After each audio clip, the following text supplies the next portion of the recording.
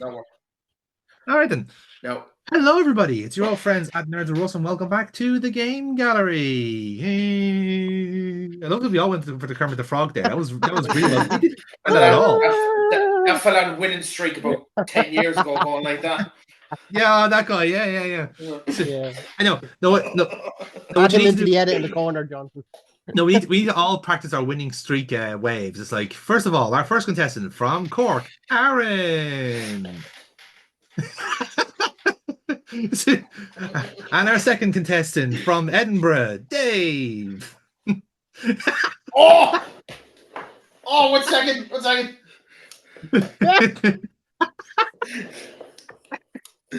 He's the best investment I ever made. I think we might have just reached a new level of niche on this, comedy on this channel. It's a back scratcher. It can also be used for other areas. It can be used for all the areas. Let's be right here. We're using it for all the areas. Yeah, if you are using it for all the areas, make sure you use sterilizing liquids, like the stuff they use in the barbers. It's very effective. Jonathan, I'll send mine to your lab. You can get that sterilized good and proper. I do not. It's going straight into the fucking Zulu bin. Thank you very much. Now, so, ladies and gentlemen, we are about to start off our latest arc of watch-alongs here on the Game Gallery, and the latest exhibit features some rather scummy entries. And I'm not just talking about Dave's ball scratcher there. I am actually referring to 2 games made on the SCUMM engine. This is a LucasArts trilogy that we're going to be jumping into, and we're going to start off tonight with The Dig. As I mentioned, that is a game that features the input of Steven Spielberg, Orson Scott Card, and starring Robert Patrick. So what's the worst that can happen really in terms of this game? I will give you the full details when we jump in. Can it be any worse than the last one? No, here's the thing, you see, Aaron. Your exposure to the series is just shitty bad games. Right? That you are almost like allowed to tune out of because of that bad. Now we have a good game that you actually have to pay attention to. That's half the time of the last one, Aaron. Yes. I think that's what made the last one worse. Was the it did drag, in fairness. Well, 8.5 hours. Was it 8.5 hours? It felt like 40.5 hours. And we did it in bits. And it's still like it was still awful. And how do you think? And how do you think I felt playing the fucking thing? Well, and bear in mind, like that game didn't work through either, so I had to find that shit by myself. A lot of this podcast is going to be video cast is going to be me and Dave just scratching this. Oh, back of the neck. There we go. Jonathan, lads, Timu. I have one that's around there somewhere. But anyway, give it to the Chinese. But look, we've all been. I understand how you're feeling, lads. Like this is a far cry from where we were like a couple of weeks ago. So, it's time for us to enjoy what is a genuinely good video game. So, are you all ready? Let's dig it out. Let's dig it out. Click and scratch. Okay, here we go. Right then, I'll count it all in on 3, 2, 1, play. Ooh, Aaron, that is great. No THX. I'm just. Yeah. Because I'm streaming this on the TV. Oh, very nice. Good choice, sir. Good choice. So that's why I'm a little bit far away. We're going to Borneo. Who knew Borneo had a deep space gym? But this is just a bit of backstory. This is the intro to the game. It's Eddie. This is from 1995, just for context. Of course, I miss you, darling. The dialogue's already better than the last one. Place on Earth. Okay, again, I also mentioned that the what's the crack, Aaron? Most exciting thing ever happens here is the day when it don't rain. He's gone. He's had enough. He's just He's packed up his bag and he's leaving. Jesus, this game was so bad. He went down to get a carton of milk. He's never coming back. No, I have to get close back. Work to do. Oh, fair enough. What the heck is that? So I think we always do this every time we have a new game, and we kind of like try and get context for like other games around this time. This came out the same year as the likes of Chrono Trigger and Super Mario World 2. 3-week collision course with Earth. Whether just drop that down a little bit more, Aaron, we're getting a lot of feedback there. Wait, It has subtitles anyway. I love the cinematic graphic. Like straight off the bat, I'm like, I fucking love that. That is what you want to see. Yeah. The asteroid has been named Attila. Is that catching? after Still the catching war up? leader Yeah, of still the catching. Yeah, Huns, sorry, who Aaron. devastated Oh, Europe no, just that's fine. before the fall of the Roman Empire. I want to have a little bit of Attila sound was for first myself. spotted in a Yeah, trekking absolutely. station I in think Borneo. that should be fine now, I think. Hopefully. According to NASA No worries. sources, the it's good now. probability of impact with Earth is 99%. By the way, Jonathan, I know this is completely separate from whatever that we do. Ignition. But I've tried. Why have I tried to get into the West Ring and I can't? Oh, we will have a conversation about that. Up and away. Why could you not get into How it? wrong and how fundamentally wrong you are. Isn't the West Ring? The West Ring. I can't. I can't. Press conference last night. If the shuttle is the last hope of the human race, And here is our then you landing have to do team, the job. starring Roger Patrick. Wait a minute, folks.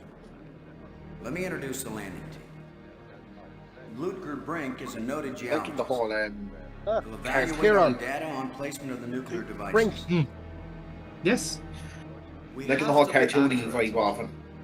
Yeah, it's very much. It kind of feels very much like a Warner Brothers cartoon. Yeah, Saturday morning cartoon that like RT would have that like 6 years after this. Yes, I'm thinking the likes of Batman animated series, other bits and bobs like that, of that kind of iteration. Probably the most well-known journalist in the world. That one's it's reminded me of Spider-Man. Yes, actually, you're yeah. famous for having 90s once Spider-Man. said that you never put up Apparently with they might bring it censorship back in any form. after the success of anything. Now you're under NASA command. Miss Robbins Because that is a X-Men reporter cartoon by vocation, fucking but on this slapped. mission, she's I think Yeah. I can So I answer the mentioned that question another one, myself, but yes, fucking slapped. Danny, I trained Yeah, for I've this been looking to get into mission, that, to be and I fair. have work to do in laying the nuclear charges. When I come home, I'll be a reporter. Which I've Tell you all. more than enough faith in But them during doing the the movie. mission, I'm part of the Gotta be team, honest. and I will obey Like, Commander cat Love like that's any good I soldier. don't think That I may can. be the biggest news Fantastic story Four of and all. avoidable. Maggie Robbins obeys orders. I'm very worried about the Fantastic Four. In going over your Yeah. bios, I find that Professor Brink is Johnny, also a fuck noted this up, archaeologist. another train. While it's well known Yes, that they can. Maggie is a prodigy Absolutely, at they learning always can. languages, is this just coincidence? not Ah. at all.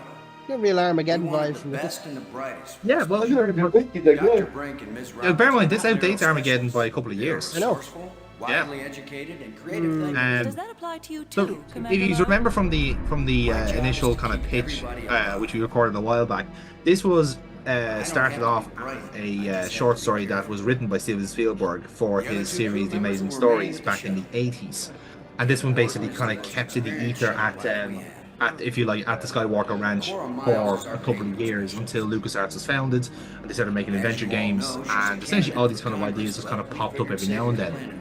So the Dig is actually one of the games, like the game concept has been around since 1990 in LucasArts, but it just didn't have the capability of doing it justice. We have Because exactly one again, this chance. is a kind of a, like, again, it's a sci-fi game, so Let all your in order to prayers kind be with of us. fulfill the kind of sci-fi tropes, you want to have the panning camera, the looming ship shots, the soundtrack.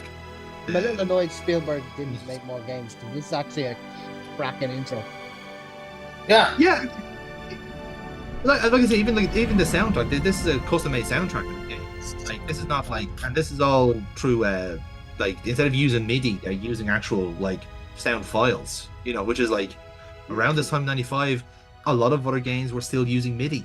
And if you're a console game, you did have a fucking choice. Realistically speaking. The landing party you have there is essentially a team of 3, which is the main character Boston Lowe, who's voiced by Ron Patrick. Yeah, we saw Maggie Robbins there, who is kind of like a maverick journalist, but also a linguist expert. She's played by the actress Mary Weiss in this game. You might know her. She actually recently showed up in Shameless, the American version of Shameless, as Be careful, Commander. as one of the doctors. And she's also Cecilia in Mad Men, if you watch that show as well. She's home, man. You didn't have Cecilia. She's only one episode, to be fair. Howdy, Brink. Welcome to the place where geology and astronomy meet. So A yeah, professor wants to know me, Luca Brink, astronomers, it archaeologists played must by- mean Yeah, have actually, yeah, I actually remember her now. that in some magazine, Robbins. Never watched I'm Mad just Men. part of the landing team right now, Mad Men. Commander Lowe. Oh, I've rewatched that 4 or 5 times. Once with Chloe and a couple of times for myself. It is some of the best television ever. And because it came out around the same time as Breaking Bad, I don't think it gets the plaudits it deserves. What is it? But by God, it should. I do like John Hamm, to be fair. He's brilliant in it. One of my fun facts from that show is John Hamm has such a large member. He had to get pants specially made for the show because they had to keep it, you know, to the decade. John Hammer. They had tight pants. So they had to make specific pants. So shit didn't show on. Is there anything that should make us reconsider You have to get specialized pants. Given the time and space, then I would have kept that in. Happy to set foot on a new world, Frank? John Hamm as well is always my go-to for an older Batman. If they ever do Batman variants in movies, What do you think of our star report? phenomenal. Very Batman. unorthodox, bringing He's a got the reporter on jaw, a he's space got the mission. gravitas. I think. But she is very capable, and she writes interesting stories. You know, I'm pretty sure he's had a couple of scandals actually in the last 10 years. Everything's fine as far as I can see. he's a bit of an Commander. arsehole. I don't have much. Miles can tell you more Bit than of an I arsehole. can. Let me know if you see anything unusual with the So yeah, so any other trivia control into this game? Oh yeah, so all the cutscenes you see here are genuinely made by Industrial Light and Media. So all the render you saw there of the Industrial Light and Magic. it's all ILM, yeah. Now the game itself is obviously like programmed by LucasArts. Like there's a few kind of like books and podcasts that the kind of the heads of LucasArts have done about their kind of relationship with George Lucas and like being on set and all this sort of stuff. And it's always kind of funny because they're always kind of treated as like kind of the kind of interlopers in a kind of a fairly secret society. But that was also kind of the beauty of it in a sense. They were just kind of left alone to do their own thing. And as is often the case with kind of video games around that time, they weren't really taken seriously. They were a bit of a sideshow. Rather than kind of almost like getting like almost too many plaudits that they do now, where you're basically getting like flowers thrown at your feet for doing the most basic things. But like around this time, like LucasArts were like making some absolutely incredible games. Like the before this, they had done Day of the Tentacle and Loom, and I think they had done 2 Monkey Islands at this stage. So they were already a household name, at least in the point and click genre of video games, where their main competitors would have been the likes of Sierra with their various different staples, and a few other kind of more obscure kind of developers at the time like Delphine and Revolution Software. But Revolution Software had not even started Broken Sword at this stage, so I think would have kind of perfected the genre to a certain degree. So yeah, in terms of the actual other bits and bobs about it, like the concept for the game was very different to what it actually turned out to be. I think when we have some other downtime, I'll kind of explain, because then it'll actually kind of it'll be better context for what's up on screen. But basically the mission is, there's a comet coming towards Earth. We need to deflect the comet to stop it from hitting the planet. The comet's been nicknamed Attila, and this team of 5 basically are up to save the planet. It is very much Armageddon for all intents and purposes. Now, what's one little key plot point which you'll notice is that basically all 3 of the landing party are double jobbing. In regards to, like, Boston himself is kind of the only military person in the crew, so he's commanding the mission, and his kind of responsibility is to make sure everyone gets home. That's basically it. Whereas Maggie is not just a journalist, so she's recording it for posterity, but she's also an expert on linguistics. So why is she on this mission? You can kind of ask yourself on that one. And then Brink is not only a geologist, but he's also an archaeologist as well. So there's 2 different things going on there as well. The 2 other people on the phone here, we have Ken Borden, who we're talking to now. He is basically the ship's pilot for all intents and purposes. That's basically it. And the other girl here is Cora Miles, voiced by Lilani Jones, who has done loads of video games in the past. She is basically the payload expert. So she's made the actual like nuclear bombs that will deflect the comet. And that's basically everyone's roles. I love how it's always the go-to when it comes to these, like, there's an asteroid coming. Just fucking bombing it. Well, the bombs are not intended to. This is the thing. I think I'm not even just saying this for this. I'm just saying in general. It's, like there was another. The end of the fucking. No, it's not the end of the fucking world. I just want you to know. Had Rob known it, basically what they Till find my out an opponent asteroid offers you more money. Yeah. What are we gonna do to deflect it? It's like just throw a fucking nuke in it to see what happens, and they do it. We're ready Just, when you are, it's basically like a fly on a rock. Just give the word, Boston, and you Like got yourself again, a it should be gig. said. It should be said that the nukes are powerful for a reason. But I think the whole intention is essentially like they couldn't just break up the comet into like blow it up outright. They physically can't. It's too big, and to do that, then massive amounts of the comet is gonna hit Earth anyway, and it'll be just as bad. Maybe not necessarily an extinction event like this, but it will still do irreparable damage to the world. So the only thing that they can do, and this is often the policy that, you always hear these fucking stupid articles every now and then from like the Sun or the fucking Daily Mail or the Sport on Sunday, and those fucking absolute rags, like a comet is hitting Earth in 55 years. It's like, okay, panic stations, whatever. And there was like one, like I think it was like back in 2012. I remember it was like tied in with the Mayan apocalypse fucking conspiracy theory. Oh, that was fun. It made for a great movie with John Cusack. It did. Right, I will say that's probably one of the better disasters. Jordan's much better. Jordan's much better than fucking San Andreas with The Rock. That movie can go fuck itself. That was so bad. That was So many so ways. bad. It was so bad. And the most memorable part about it is the random Kylie Minogue pairs and her getting sucked out of a high rise. You be good to my baby, Boston. You hear Because the me? building's fallen. We'll be I back laughed soon, so Corey. hard at that because Try it was not to so miss out of too pocket. much. It didn't have any build up, and it was just one moment. Here's Kylie Minogue in a Hollywood movie, which was already random, and then it was there's she's gone. Anyway, back to The Rock being the worst dad ever, and me wishing he was dead 10 minutes into it. There's only one good film that man has actually done, and I will maintain. Him and John Bernthal were in a film called Snitch, and I maintain to this day that is his best acting performance of his career. Well, I honestly do think that The Rock is like the king of shit films. He's one of these actors that he became the richest in Hollywood, but he only ever played the same guy in every fucking film. He's an 80. If he was in the 80s, by God, he would have been a Predator. He would have been an Alien. He would have been all. The only person worse than him and who I cannot stand and don't understand how he's made as much money as he has is Kevin Hart. But again, the two of them go on the same project, so it's not Same as everything. But he's the same in everything. Yeah. I read you. But yeah, you see, do you know what? Like that's Jim Carrey syndrome as well, because Jim Carrey basically got cast in every movie as Jim Carrey. And that was pretty much all based off his work from Mad TV, because he was the only person able to do what he does. Yeah. To be fair, you could argue as well that Robin Williams kind of got the same treatment, but the problem is Robin Williams was a superb actor, and it was pretty much found by accident. 1 hour photo. He would end up having like kind of these manic episodes, but then he'd also do an incredible bit of acting. Like I'm thinking like with it's dropping. Good Morning Vietnam and stuff like this, like the Bicentennial Man and stuff like that. Like that's so good. Bicentennial Man does not get talked about. That's such a good film. Yeah. So like stuff like that always comes around as well. So like, have you watched 1 hour photo, by the way?